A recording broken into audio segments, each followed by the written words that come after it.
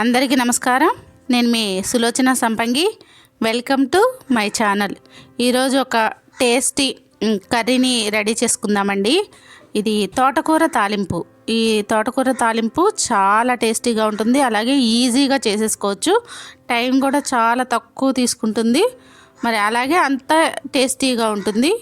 ఈ టేస్టీ రెసిపీని మనం రెడీ చేసుకోవడానికి ఫస్ట్ ఆఫ్ ఆల్ తోటకూర తీసుకొని ఒక 4 కట్టలు తీసుకున్నాను. నేను 4 కట్టలు కూడా కట్ చేసి పెట్టుకొని క్లీన్ చేసుకున్నాను శుభ్రంగా. ఒక 2-3 సార్లు వాష్ చేసుకోవాలి. ఇప్పుడు స్టవ్ మీద ఒక గిన్నె పెట్టేసి దానిలో ఆయిల్ వేసుకోవాలి. ఒక 3 నుంచి 4 స్పూన్ల వరకు పడుతుందండి ఆయిల్, కొంచెం ఎక్కువ పడుతుంది. అలాగే 2 ఎండుమిర్చిని ముక్కలు చేసేసుకున్నాను. అలాగే 2 స్పూన్లు జీలకర్ర, ఒక 5-6 వెల్లుల్లి రెమ్మలు దంచి పెట్టుకొని వేసుకోవాలి తాలింపులోకి. ఈ వెల్లుల్లిపాయలే మంచి ఫ్లేవర్ ఇస్తుంది అనమాట. అలాగే 1 స్పూన్ పసుపు వేసుకోవాలి, తాలింపులోనే వేసేసుకోవాలి. ఇలా వేసుకున్న తర్వాత మనం కట్ చేసి పెట్టుకున్నాం, క్లీన్ చేసి పెట్టుకున్నాం కదా తోటకూర, ఆ తోటకూరని ఈ తాలింపులోకి వేసేసుకోవటమేనండి. సగం వేయగానే గిన్నెంతా నిండిపోయినట్టు అనిపిస్తుంది కదా, కానీ మగ్గిపోతే కొంచెమే అవుతుంది ఈ కర్రీ. ఒక 4 కట్టలు తీసుకున్నాను నేను. ఇక్కడ చూడండి, ఒకసారి కలుపుకోవాలి. తాలింపులో సగం వేసి ఆకు ఇలా కొంచెం కలుపుకుంటే కొంచెం అణిగిపోతుంది అనమాట. త్వరగా మగ్గిపోతుంది కదా తోటకూర అనేది, ఇట్లా లోపలికి వెళ్ళిపోతుంది. గిన్నెంతా నిండిపోయినట్టుంది కదా మనకి. కొంచెం 2 సార్లు అటు ఇటు తిప్పితే కొంచెం అణిగిపోతుంది. ఇప్పుడు మిగతా తోటకూరను కూడా పెట్టేసుకుందాం దీనిలో.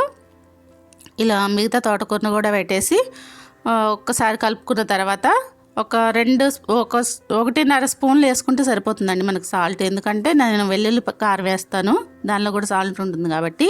ఇలా 1.5 స్పూన్లు వేసుకొని మూత పెట్టుకుంటూ ఒక 5 నిమిషాల్లో చూడండి ఇలా మగ్గిపోయి అడుగుకి వెళ్ళిపోయింది తోటకూర అంతా కూడా. ఇప్పుడు మనం ఒక్కసారి గరిటెతో కలుపుకోవాలి మంచిగా. ఈ సాల్ట్ అంతా పట్టేలాగా కలుపుకోవాలి. మొత్తం తాలింపు సాల్ట్ ఇదంతా పట్టేలాగా ఒక్కసారి కలుపుకోవాలన్నమాట. చూడండి ఇట్లా చాలా తొందరగా మగ్గిపోతుంది తోటకూర, అలాగే చాలా టేస్టీగా కూడా ఉంటుంది. దీనిలో ఇలా తాలింపులో వేసుకుంటే చాలా బాగుంటుంది తోటకూర అనేది. వేరే కాంబినేషన్లో కాకుండా మనం విడిగా వండుకోవాలి అంటే ఖచ్చితంగా ఇలా ట్రై చేసి చూడండి మీరు, చాలా బాగుంటుంది. ఇలా మొత్తం అంతా కూడా మగ్గిపోయి దగ్గరికి వచ్చేసింది చూడండి, చక్కగా నూనెలో వేగిపోయింది. వాటర్ ఏమీ లేకుండా నూనె అంతా పైకి తేలింది చూసారా. ఇప్పుడు మనం దీనిలోకి ఒక 2 స్పూన్లు కారపొడిని, వెల్లుల్లి కారంని వేసుకుంటున్నాను. మీ దగ్గర లేకపోతే మామూలు నార్మల్ కారమైనా వేసుకోవచ్చు. ఇలా వేసుకొని కలుపుకోవటమే.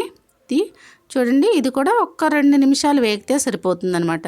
వెల్లుల్లి కారం కూడా చక్కగా తోటకూర అంతకు పట్టి మంచి ఫ్లేవర్ వస్తుందండి, మంచి వాసన.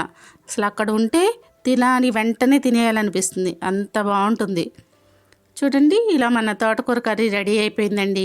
మరి చాలా ఈజీగా ఉంది కదా, అలాగే అంతే టేస్టీగా ఉంటుంది. మీరు కూడా తప్పకుండా ట్రై చేయండి ఈసారి తోటకూర తెచ్చుకున్నప్పుడు. ఈ రెసిపీని రెడీ చేసి టేస్ట్ ఎలా ఉందో నాకు కమెంట్ రూపంలో తెలియజేయండి. మరి ఈ వీడియో మీకు నచ్చినట్లయితే లైక్ చేయండి, షేర్ చేయండి, సబ్స్క్రైబ్ చేయండి. మీకు తెలిసిన వాళ్ళతో సబ్స్క్రైబ్ చేయండి. Thanks for watching.